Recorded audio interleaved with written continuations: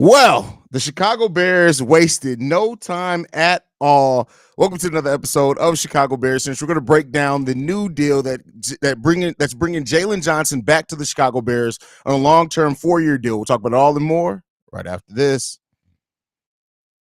To Chicago Bears Central, your number one place for all Chicago Bears news and content. What's going on, Bears fans? Welcome to another episode of Chicago Bears Central, your number one spot for everything Chicago Bears related. I'm the host here, Haize, joined by Stevo in the building. Stevo, a deal that we all expected to happen just happened. The Bears didn't waste very much time. It's been 2 days since they franchise tagged Jaylon Johnson. They're able to reach a long-term deal, 4 years, $75 million. That's going to pay Jaylon Johnson an average annual salary of $18.7 million is, I believe, the way that it works out, something like that. That's quick math. Off the top of my head, I'm not a mathematician, so don't judge me, judge your mama. But Steve, how do you feel about this deal, brother? I don't understand the franchise tag. Like, if you was gonna do it so fast, why you just didn't pay the man? But I mean, as long as you got the deal done, that was my main concern, is just getting the deal done. You don't really want somebody that's been talking about getting this contract to be playing on a franchise tag, because you just know 9 times out of 10 that's just something they ain't trying to deal with. And egos getting involved, and that's just something you want to avoid. So I'm just glad we came in here, gave that man his money. So that's one thing, less thing we got to worry about. That's a fact. Bobby's in the building with the shades on. Shout out to Bobby with the shades on. I ain't got the flip phone. Shout out to Pose. Ryan Pose in his mug, man. How you feeling about this deal, Bobby?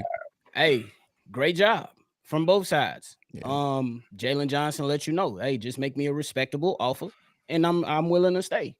Hey, I think the franchise tag was around this $19 million per year. Hey, 19.8, so they get him a little bit less than the franchise tag. Yeah, so shout out to them. I'm happy that they got it done. And hey, at some point, like you said earlier, Haize, the Bears got to lock down players, bro. Yeah. You got to lock down your blue chip players, and this is one of you guys that you absolutely need. And the greatest thing is only 24 years old. And you locking them up for the next 4 years. And then after that, you figure it all out once that time comes. But I'm happy that we got it done as this team continues to build itself out. Yeah, and when you look at Jaylon Johnson, like he's done, as we've all said before, everything that you draft a player and you hope that they're going to become, Jaylon Johnson has done that. He's one of the best corners in the game of football, any way that you chop it up. Once you saw a more formidable defensive line, he played even better, got those interceptions. I know a lot of people have some concerns like, well, he did that in the contract year, and most of that was towards the end of the year. But listen, even taken away from that, and that's one thing I said to everybody, that you can be one of the better corners in the league. That it's not just about it. Would you like to get the interceptions? Yeah. But I think sometimes you try to look at just what a player doesn't do and kind of ignore some of the people. Don't pass to Jaylon Johnson for a reason. That just is what it is. The main part of his job is to stop the corners from catching the ball. I mean, the wide receivers from catching the ball. You know what he does? He does that so well that they don't even usually pass it to the guy that he's guarding. So he does his job, man. Yeah. He's been doing that going back to college. He's been doing that since he was at Utah. Like, that was the scouting report. They're most likely going to throw to the right side because he got the left side locked. That's 9 times out of 10 he's a covered. 9 times out of 10 he's going, especially when you got him playing man, the likelihood of you getting open is low, and if it do, it's going to take time. So that's going to, and when you have a defensive line such as ourselves, when we start getting the D line, that's when you start him being able to see them picks, also being called into man, which we wasn't doing when we had the first DC. So when you get a combination of Sweat, Dexter starting to figure out our defensive line, you got us being way more aggressive on certain downs, it was going to open up picks for him. We didn't do too many things to open up picks, especially when you're not having to play in the man most of the time. So when you put him in man, do all that, he was going to get picks. Yeah, and I think that's fair because along with that defensive line, we remember how Eddie Jackson was with a great defensive line. And then we seen, kind of like a drop off. Probably wasn't as great as those years we seen Eddie Jackson this past season, but it was still, decent. You know what I'm saying? And Stevo, I know you mentioned that side that Jaylon Johnson playing on lockdown. I believe Tyreek Stevenson is on his way as well. And let's not forget about Kyler Gordon. So that's why I just think that right now, the way that Brian Poles is laying this thing out, it's pretty damn good. You got DeMarcus Walker for the low. You got Montez Sweat locked up. You got now Jaylon Johnson locked up. You got your 2 linebackers for a few more years. Bro, it's so many young pieces that's going to be around for a few more years. And it seemed like Ryan Poles is like, okay, cool. Let me see how I can make sure these contracts kind of line up with each other so we can see where we're at once that time comes. So I got to give a lot of credit to these guys. And I'm really, really happy for Jaylon Johnson. Shout out to him. Yeah, I mean, and that's the thing. Like you look at it and say that, like, yeah, the whole secondary. Now we know we need a new safety in there because Eddie Jackson's gone, but you would expect that the Bears are probably going to replace that either with a rookie in this draft or if they get a free agent.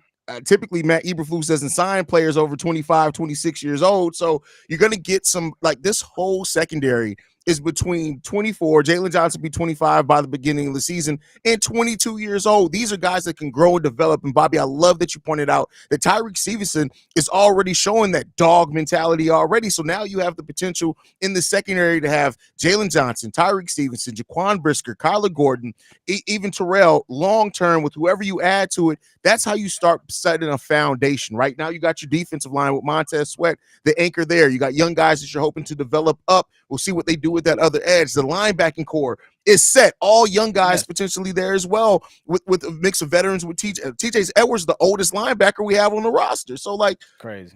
We have the foundation of not just a good defense, a potentially great defense. If you shore up some of we only have a few holes on the defense. You shore those up with the safety, get another really good edge in here. You're talking about a defense that, and I've been saying this for a while now, the Bears may make the defense off the nature of how strong make the playoffs off the nature of how strong their defense is alone next season. And this was a big part in going that way. So, bro, and that's it. And if you pay attention today for the safety spot, there's a lot of people that just hit the marketplace. And I was like, oh Lord. So like, I won't be like, I know you said like usually we go for the younger player. We might go and look into the draft, which is cool. We do need more depth at that position. I do believe we turned somebody into a safety last year. He was originally a corner, and we turned into a safety. So I would like to get somebody more that's been playing safety majority of his career. But like I said, you got Justice Simmons out there. You got Jordan Poirier out there. Not really too interested in Jamal Alvin, Kevin Byard, Rashawn Jenkins. There's a lot of dudes out there that you can that's pretty serviceable next to pretty good that you can sign on this team to fill up that hole that Eddie had. Yeah, and to add on to that, Quandre Diggs, I like him. Yeah, he hit.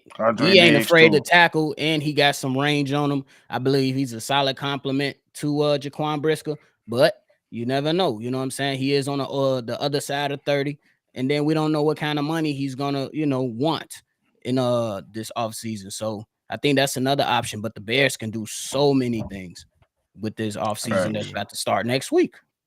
Absolutely. KD's a sellout says, what's our cap space at now? So with the trade for Bates, now with JJ re-signed, even though, like I said, less than what his franchise tag was, the Bears sit at about $45 million in cap space. That's why on the daily episode today, I pointed out, don't think the Bears are getting any of these tier 1 free agents. They're going to get a lot of B-level free agents, but those big names, those players like a Danielle Hunter and people that we talked about, that's going to command $20+ million, Chris Jones, those guys aren't coming. But don't let that make you guys forget that there's still some really good quality free agents out there that can really help this team a lot next season. So.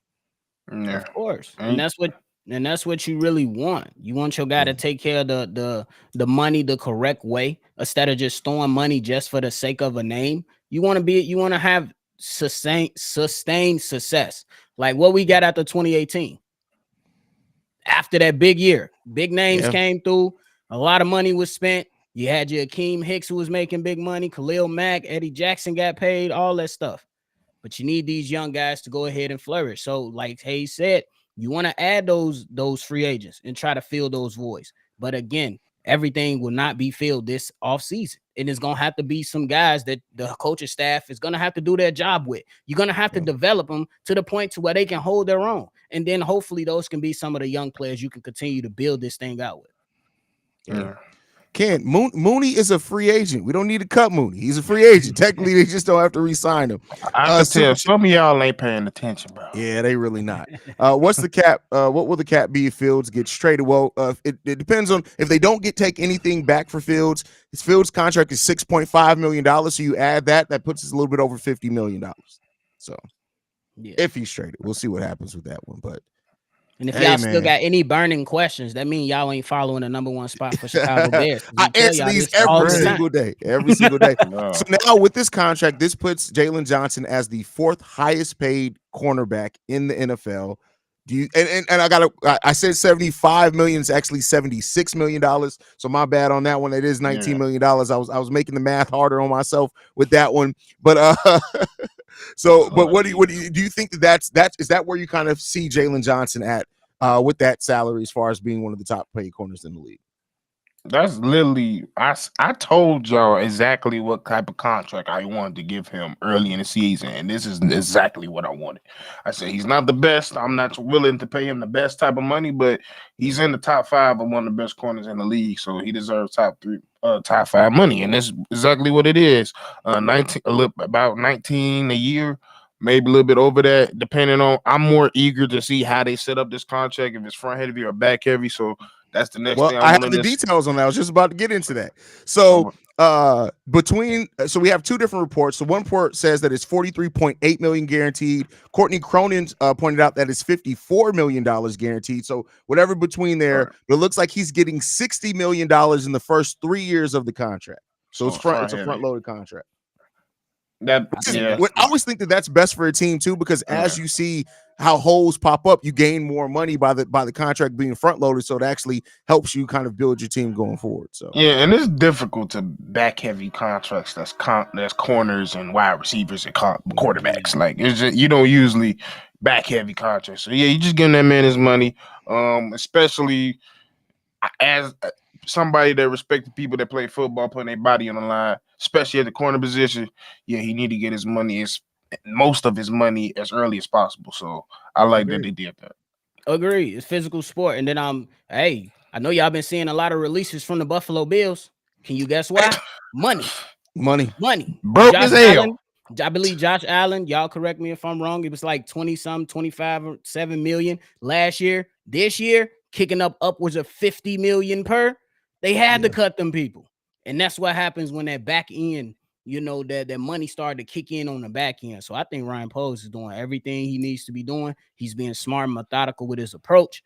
Hey, again, put the shades on, pull out your old flip phone. I know some of y'all got them in the attic or the basement. Hell, if you ain't got one, I keep them standby in the studio. I meant to open the show with this too. You gotta every time Ryan Poles makes a deal, I'm gonna just open the show with these mugs on. You already know. Y'all know what we call it. Caroline. Ryan Poles gets it done again. And the thing is, too, that I want everybody to remember is that, listen, Ryan Poles, I know that he got that stigma over the first 2 off seasons that he had coming in here of, is he going to pay our guys? I think we need to change that rhetoric now, because he paid Cole Kmet, got paid. Jaylon Johnson, he got paid. So while people like Roquan didn't get paid, yes, we traded away Khalil Mack. It's all about what makes sense, right? And when you look at what Khalil Mack didn't make sense on this team anymore. I get it. I loved Mack too. He didn't make sense, right? Roquan, they wanted to keep Roquan. Roquan got to tripping and had a fake agent start calling people. And then they ended up paying less for 2 linebackers that both had over 100 tackles last year than just for Roquan Smith's contract.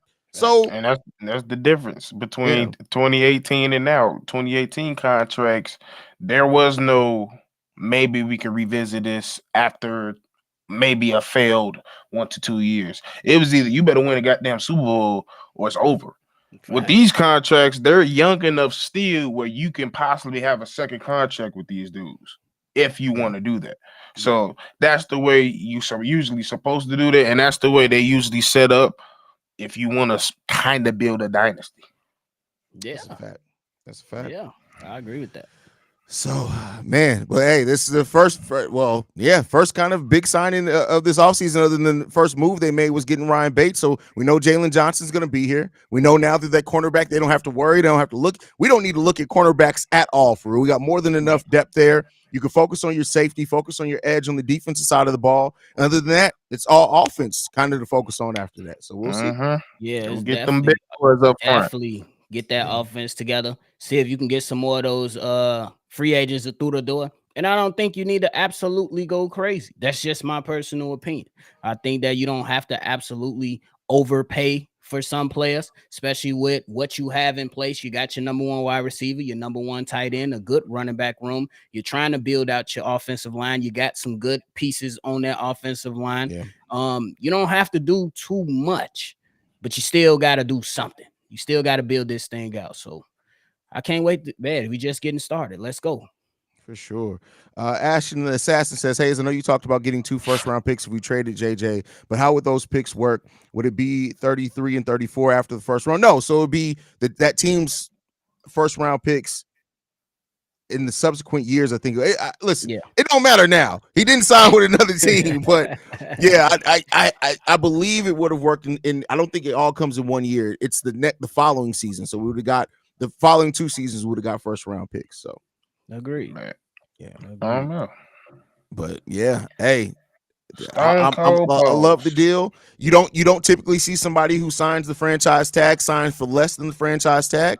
That's what he did, and it's a great value for a player that's 24, about to be 25 years old, and like we said before, has done everything that you've needed a player that you drafted to do. Period. Facts. And we got him, young guy. Gonna continue to be around for some years. You ain't let him walk out the door, and you gave him a solid contract. Strap. Can't be mad at that. If you fussing about this contract, my goodness, please find something else to do. Right. He's the fourth. He's the fourth highest, and he's actually so the $19 million. He's 19 exactly. Trayvon Diggs at 19.4, Marlon Humphrey at 19.5. And Marshawn Lattimore at 19.5 are above him. So technically, he's the highest paid cornerback in the league. And he's better than about 3 of those people I just named. Facts.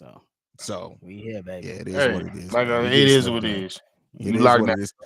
Bears fans are going to complain one way or another. King Booker in the building says Poe's being a man and doing what he says he will. Hey, he said that Jaylon will be back, and he made that happen. So.